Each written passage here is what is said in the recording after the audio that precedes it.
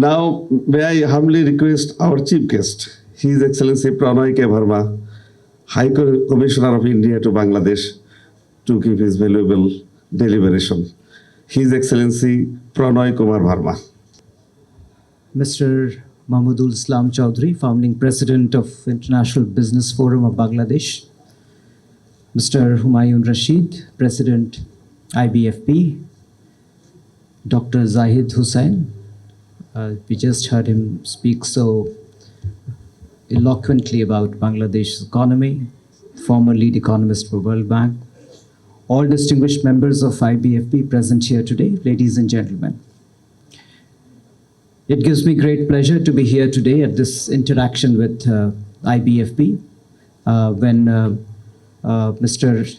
Mahmudul Islam Chaudhry mentioned this to me, invited me when we met in Chittagong, I was not very aware of IBFB, but soon I learned a lot about how much and how actively IBFB is involved in policy making space in Bangladesh, and how much of your contributions are there in shaping the economic policies. So it's really a great privilege to be here and having this opportunity. Thank you very much for your kind invitation. IBFB, of course, is also an important stakeholder in India-Bangladesh relations, particularly as the economic dimension of our relationship is gaining greater salience. Your ideas, suggestions, and your vision are a source of strength and guidance for us. You play an important role in building private sector partnerships and in connecting decision makers on both sides.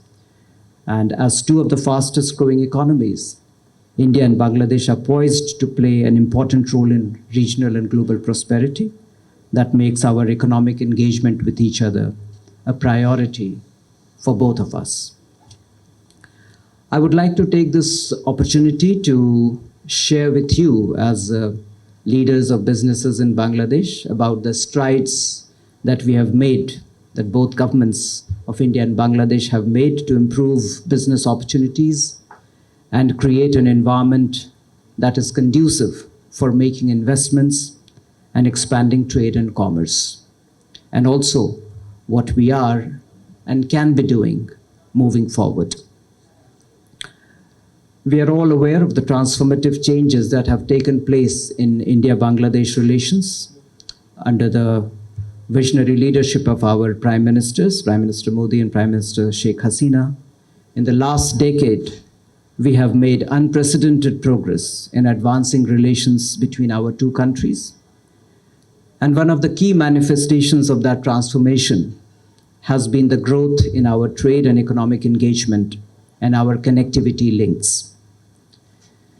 As India and Bangladesh continue to take strides to become economically stronger, with Bangladesh aspiring to become a high-income country driven by knowledge economy by 2041, and with India poised to join the ranks of the world's developed economies by 2047, when we complete 100 years of our existence as an independent modern nation. There are new opportunities emerging from our cooperation and for our cooperation, built upon our new capabilities.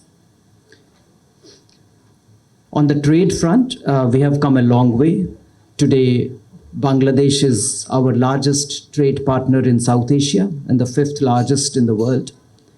In the last 5 years, our bilateral trade has grown from $7 billion to more than $14 billion. And contrary to the impression that the trade relationship is structurally imbalanced, India has given duty-free, quota-free access to Bangladesh for almost every good for a decade now under SAFTA, which has enabled greater exports from Bangladesh to India. And while it is also true that the bilateral trade balance is tilted in India's favor, it is important to understand that a majority of India's exports to Bangladesh constitute inputs upon which considerable value is added to earn a large share of Bangladesh's export income. And indeed, with its diverse market, India is today Bangladesh's largest export destination in Asia, with Bangladeshi exports to India having crossed $2 billion mark in the just concluded fiscal year. I must also add that Bangladesh is our largest development partner in the world, with concessional financing of nearly $10 billion committed by Government of India to Bangladesh for various infrastructure projects under our lines of credit and other programs. And many of these projects are geared towards building better connectivity and improving our cross-border trade infrastructure. As a close friend and partner, Bangladesh's rapid economic development over the last decade is a matter of great pride for us. As Bangladesh makes an important economic graduation to become a high-income country, to become a developing country in 2026, and later an upper middle income country by 2031, we look at Bangladesh as an even more valuable economic partner.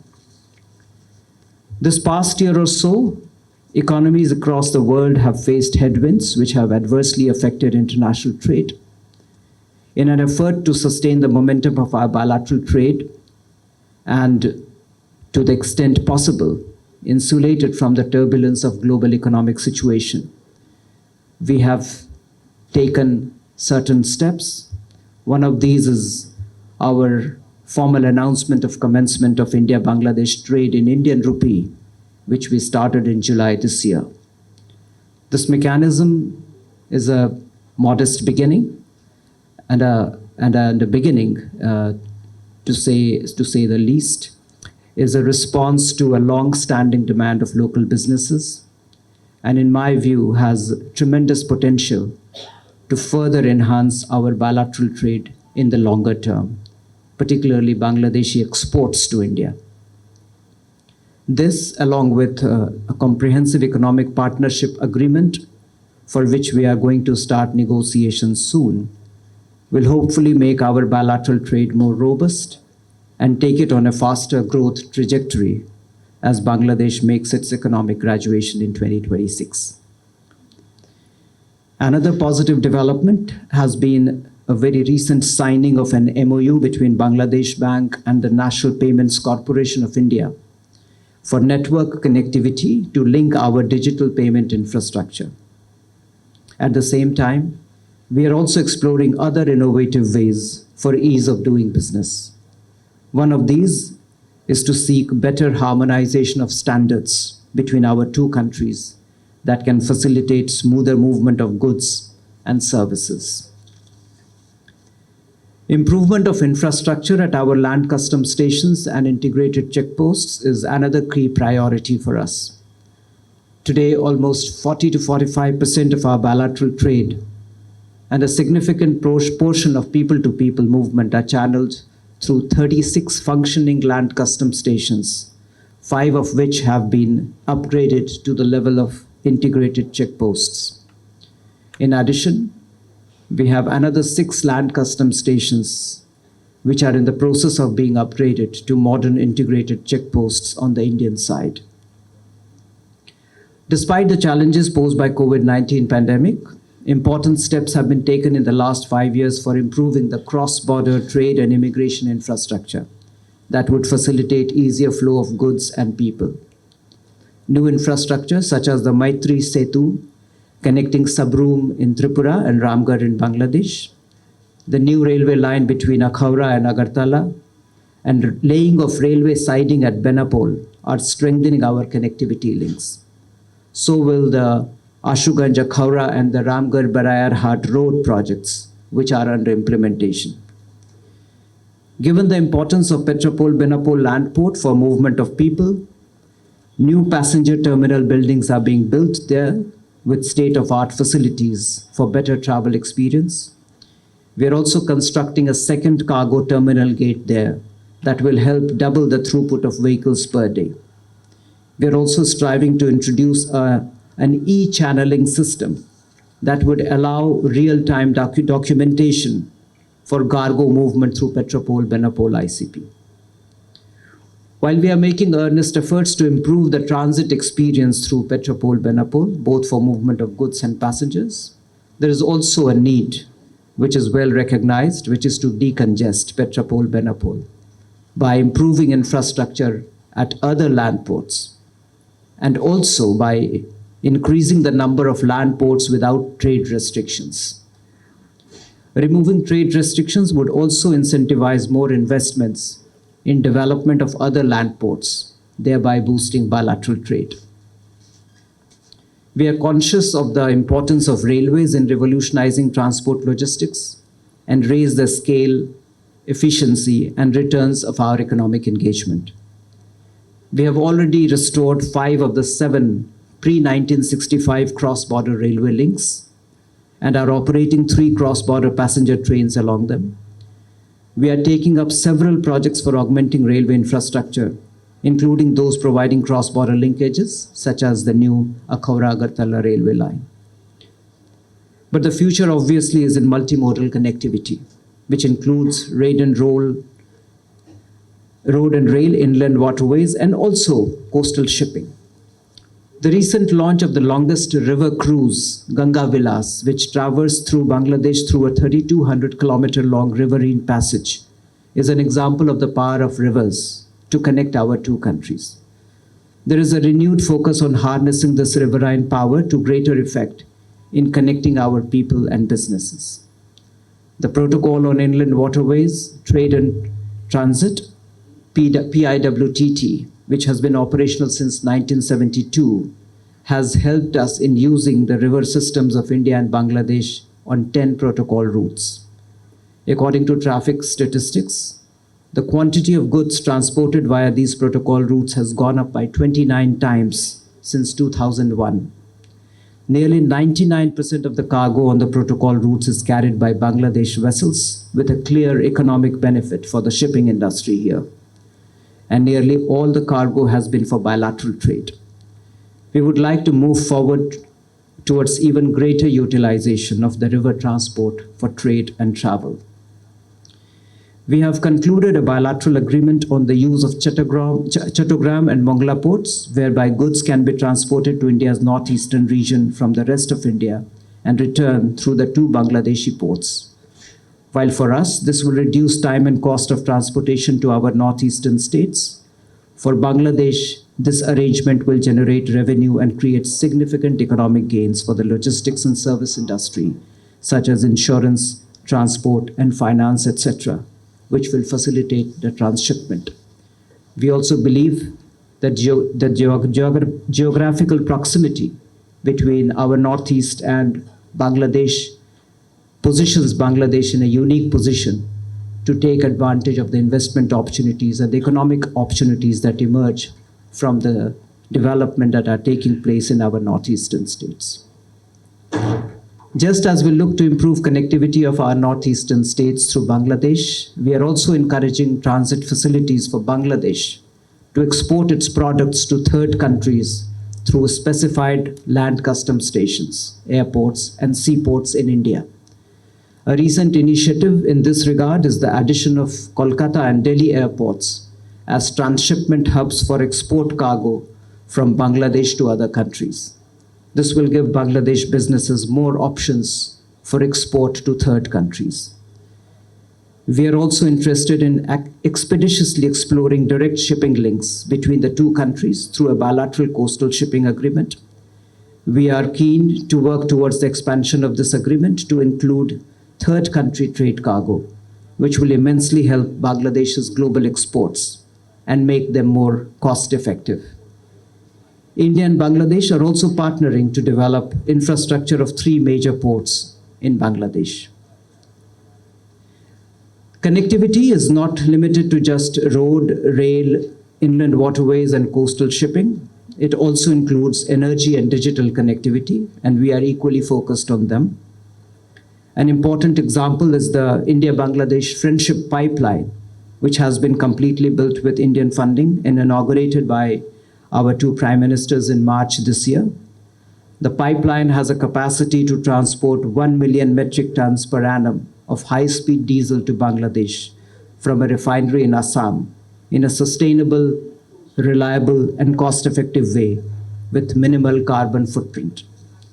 It has the potential to change the energy supply landscape in northern Bangladesh and help fuel further development in the region and the country. At a time when the world is facing energy shortage and supply challenges, the pipeline is a vivid example of the cooperation between our two countries, contributing to Bangladesh's energy security. Through our concessional financing programs, Government of India has also taken up some critical infrastructure projects in the power and energy sector. These include the 1320 megawatt Maitri Super Thermal Power Plant at Rampal, the transmission lines for power evacuation from the Rupur Nuclear Power Project, the 400 kilovolt transmission line project from Barapukuria, Bogura, Kaliakwar, the LED street lights project in Chattogram, and the Madarganj 100 megawatt solar power plant in Sheikh Hasina Solar Park in Jabalpur. India is also engaged with Bangladesh in its Rupur nuclear power project, providing technical consultancy and supplying some of its subsystems. Another important project that has the potential to revolutionize intra-regional electricity trade is our proposal for a 765 kilovolt cross-border electricity connection between India and Bangladesh. It can be a starting point to develop a synchronous and robust grid interconnection between our two countries and enable Bangladesh to take advantage of cheaper electricity options, including renewable energy, from India and other neighboring countries.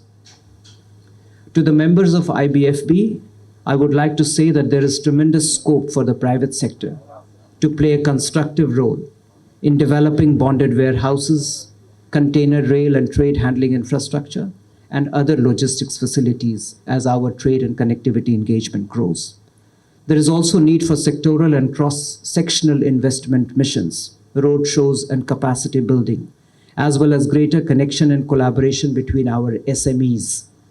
We will urge IBFB to take the lead in connecting our businesses, including our SMEs, closer together.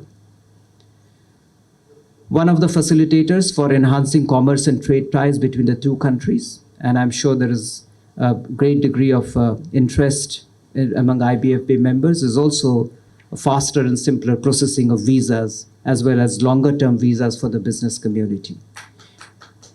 It is our constant endeavor to improve and expand the visa services that we offer. And in this context, we are really trying to improve our resources to better handle the huge volume of visa requests that we are now receiving. Last year alone, we have issued more than 15 lakh visas, which include a large number of business visas to members of business community of Bangladesh. Our economic and commerce team in the High Commission is committed to helping you. Please do reach out to them for any trade, investment, and travel-related concerns. To sum up my points, I would say that the need of the hour is to aim towards greater sub-regional cooperation, greater integration, and greater connectivity.